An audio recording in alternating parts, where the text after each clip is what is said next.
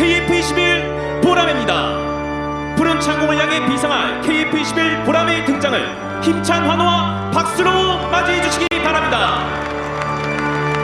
Halo guys, balik lagi bersama Nyaris Terkenal.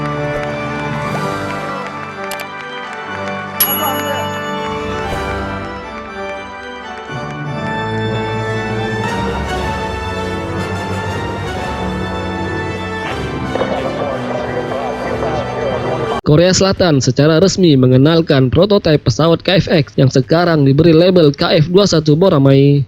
Dalam peresmian dan peluncuran prototipe itu, Presiden Korea Selatan Moon Jae-in mengundang Menteri Pertahanan Republik Indonesia Prabowo Subianto untuk berbicara langsung di kantornya di Seoul.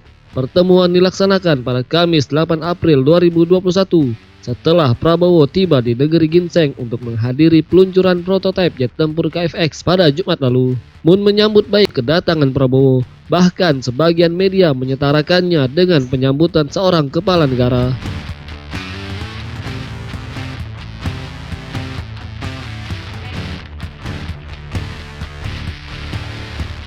Kunjungan kehormatan Menhan Prabowo kepada Menteri Pertahanan Korea Selatan disambut dengan upacara militer seperti yang lazim menyambut kepala negara. Tampak kedua pejabat tinggi tersebut mengendarai kendaraan terbuka yang identik sebagai mobil limosin Genesis G90 buatan Korea Selatan.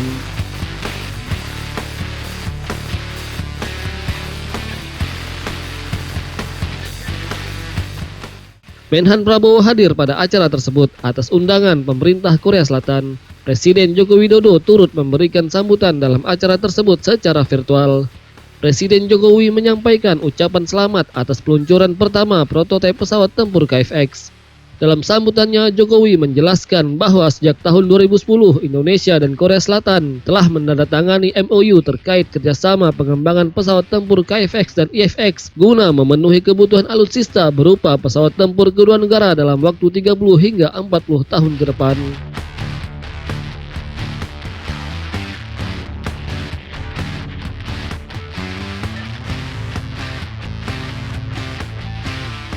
Jokowi berharap prototipe pertama ini dapat menjadi landmark momen bagi negara Korea secara umum dan secara khusus bagi industri penerbangan Korea. Selain itu, dia juga mengharapkan kesuksesan peluncuran pertama prototipe KF-X tersebut.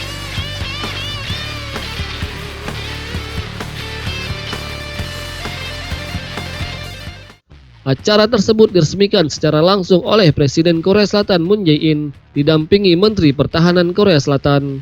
Presiden Korea itu mengatakan proyek KF-X yang dikembangkan bersama oleh Korea dan Indonesia menunjukkan tingkat kepercayaan dan kerjasama yang tinggi antara kedua negara.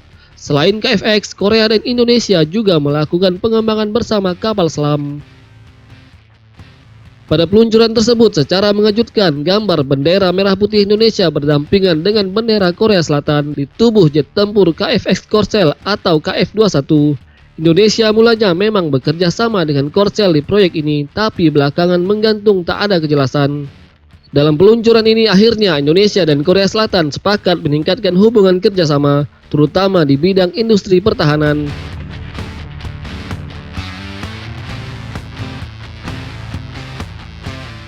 Kerjasama pembuatan pesawat tempur Korean Fighter Eksperimental atau KF-X akan dilanjutkan sebagai bentuk saling percaya. Indonesia akan terus berpartisipasi dalam program ini karena secara total telah mengeluarkan antara 300 juta hingga 500 juta US dollar. Selain alasan menjaga posisi Korsel adalah salah satu investor asing terbesar di Indonesia.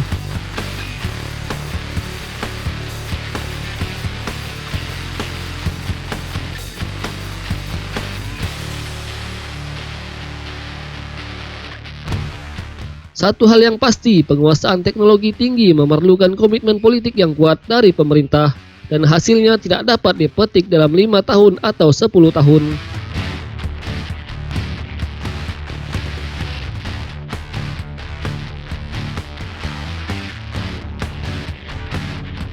Pembuatan pesawat tempur semi siluman yang dikembangkan sejak tahun 2011 ini sempat mengalami kendala dan nyaris batal lantaran pengembangan pesawat tempur multirole generasi 4,5 ini masih terkendala pengadaan beberapa komponen, yakni Electronical Scan Array atau AESA radar, Infrared Search and Track, Electronic Optic Targeting Pod, dan Radio Frequency Jammer. termasuk Technical Assistance Agreement dari Amerika Serikat.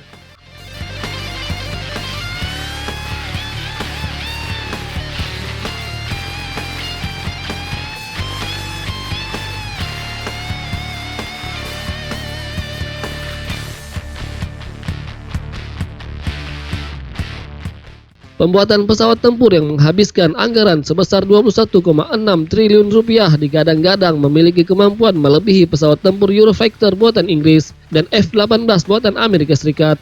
Sebab pesawat tersebut didesain dengan teknologi canggih secara aerodinamis dan memiliki kemampuan manuver yang tinggi dan dilengkapi dengan kemampuan semi-siluman, semi-conformal missile launcher, advanced avionics, dan air rifling.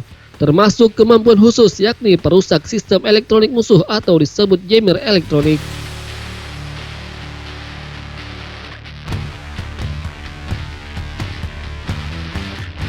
Prototipe jet tempur KF-21 Boramai berwarna abu-abu ini mirip dengan desain jet tempur siluman. Sebanyak 8 prototipe jet tempur KF-21 Boramai akan menjalani serangkaian tes hingga produksi massal dimulai pada tahun 2026. Namun Indonesia tidak memiliki hak kepemilikan daripada pesawat prototipe tersebut.